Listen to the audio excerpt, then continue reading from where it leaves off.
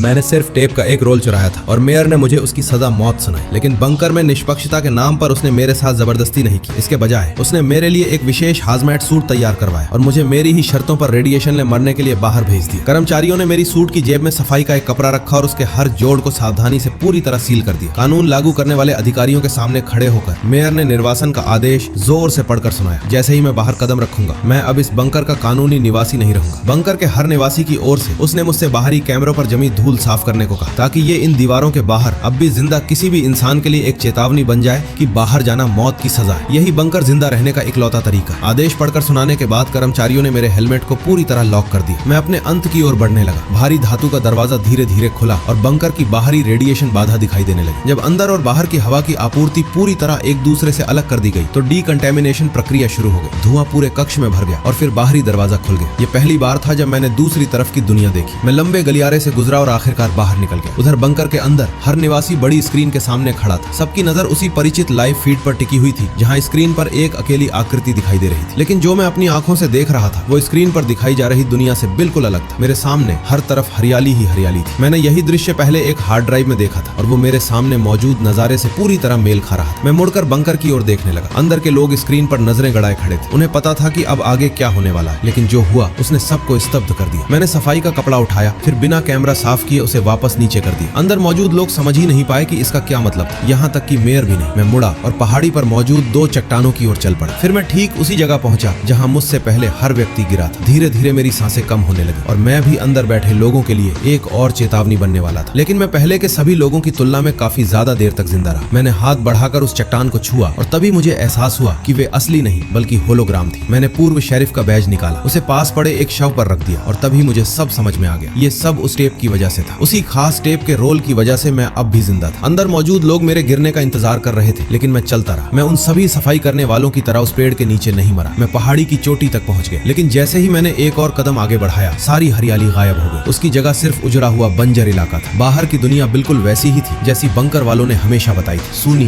बेजान और किसी भी जीवित चीज का कोई निशान नहीं। मैंने पीछे मुड़कर बंकर की ओर देखा, जबकि अंदर मौजूद लोग अविश्वास से मुझे देख रहे थे। मैं उनसे मुंह मोड़कर आगे बढ़ता रहा, जब तक कि मैं उनकी नजरों से पूरी तरह ओझल नहीं हो गया। किसी को समझ नहीं आ रहा था कि उन्होंने अभी क्या देखा, लेकिन जो मैं देख रहा था वो वैसी उम्मीद नहीं थी जैसी वे सोच रहे थे। बंकर 18 के ठीक बगल में बंकर 17 और बंकर 16 मौजूद थे, जो एक दूसरे से बराबर दूरी पर जमीन में दफन थे, मानो हर एक अपनी अलग बंद दुनिया हो। मैं चलता रहा जब तक कि पड़ोसी बंकर के पास वाली पहाड़ी तक नहीं पहुंच गया। वहां जो दृश्य मेरा इंतजार कर रहा था वो बेहद भयावह था। प्रवेश द्वार के आसपास की पूरी जमीन लाशों से भरी हुई थी, जो समय के साथ लगभग पूरी तरह गल चुकी थी।